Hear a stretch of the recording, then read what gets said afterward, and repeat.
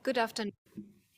Mirë ditë të gjithëve dhe mirë se vini në informimin javor të dhomave të specializuara të Kosovës, ku synojmë të ofrojmë gazetarëve informacion të përditësuar mbi zhvillimet e fundit në gjykatë dhe mundësinë për të bërë pyetje.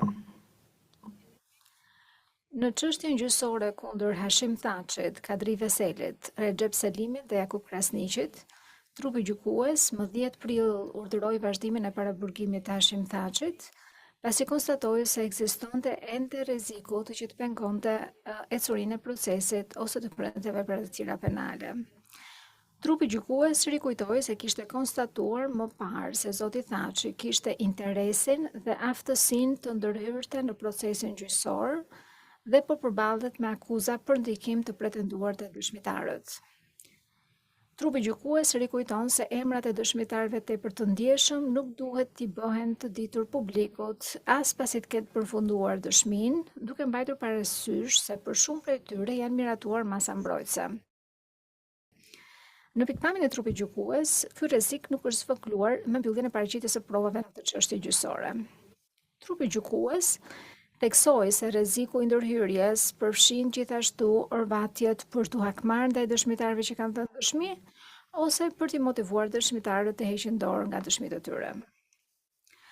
Trupi gjykues nënvizoi se këto rreziqe ekzistojnë në atmosferën e frikësimit të dëshmitarëve në Kosovë dhe nuk mund të menjanohen vetëm me masa mbrojtëse.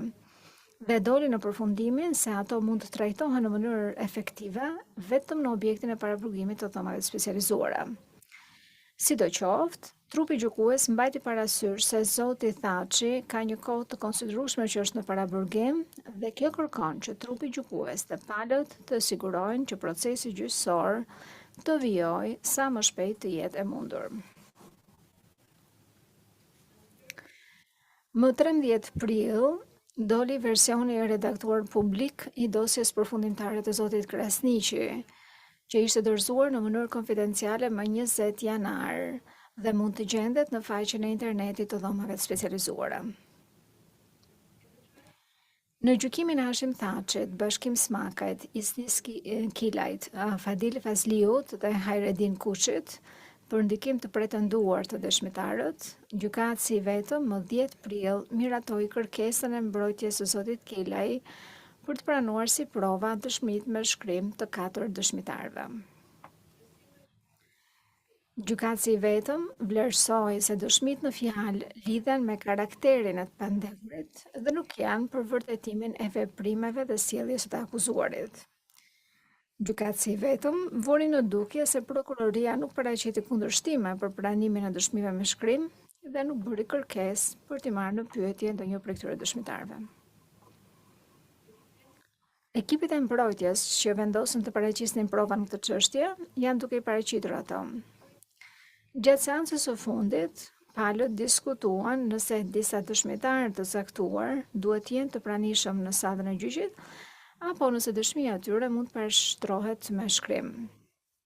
Gjykatësi i vetëm do të vendosë nëse një dëshmitar duhet t'i japë dëshminë në sallën e gjyqit apo nëse dëshmia mund të dorëzohet vetëm me shkrim.